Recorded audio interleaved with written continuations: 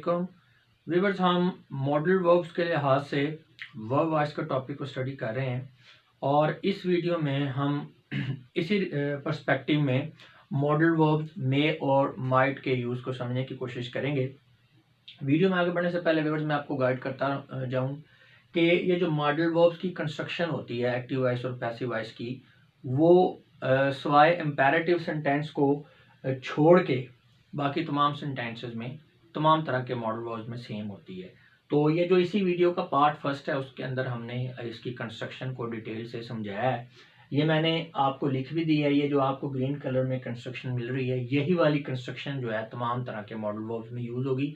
अभी नेक्स्ट जो है हम हर एक मॉडल वर्ब्स को अलग-अलग से एग्जाम्पली सेंटेंस की मदद से डिस्कस करेंगे। तो अगर आपको कंस्ट्रक्शन का नहीं पता मॉडल वर्ब्स का, तो आप इसी वीडियो का फर्स्ट पार्ट देखें। यहाँ पे भी लिखी हुई है, यहाँ से भी आप देख के इसको समझ सकते हैं कि इसकी कंस्ट्रक्शन कैसे होती है एक्टिव वॉइस की और पैसिव वॉइस की। जी, तो अगर मे और माइट की बात करें तो ये एक्टिव वॉइस है और ये पैसिव वॉइस सेंटेंस है, दोनों को कंपेयर कर लेते हैं। आई मे राइट दिस ऐसे, मैं ये खत लिख सकता हूँ। This essay may be written by me, ये ऐसे मुझसे लिखा जा सकता है। आई मे नॉट राइट दिस ऐसे, मैं ये ऐसे नहीं लिख सकता हूँ। This essay may not be written by me, ये ऐसे मेरे से नहीं लिखा जा सकता है।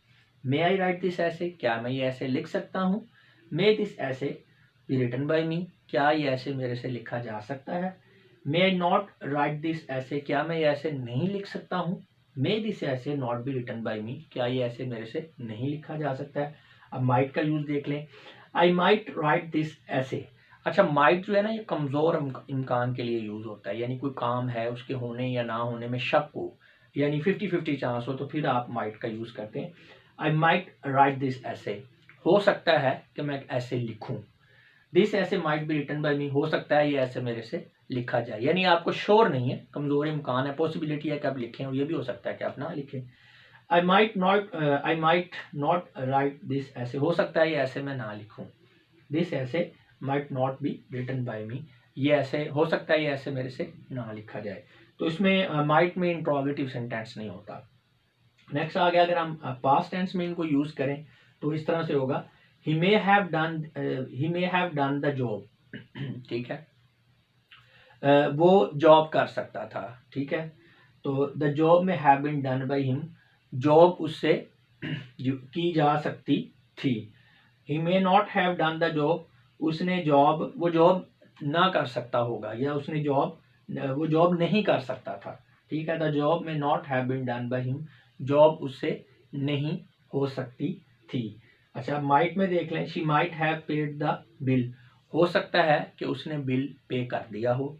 ठीक है, हो सकता है कि उसने बिल पे कर दिया हो, यानी ये पास्ट टेंस में बात हो रही है, यानी बात गुजर चुकी है। तो अब वो बंदा कह सकता है कि यार हो सकता है कि उसने पहले ये बिल जो है वो पे कर दिया हो। The bill might have been paid by her, bill जो है उससे शायद उससे बिल पे हो चुका हो। इसी तरह she might not have paid the bill, हो सकता है कि उसने बिल ना पे किया हो, बिल ना जमा करवाया हो।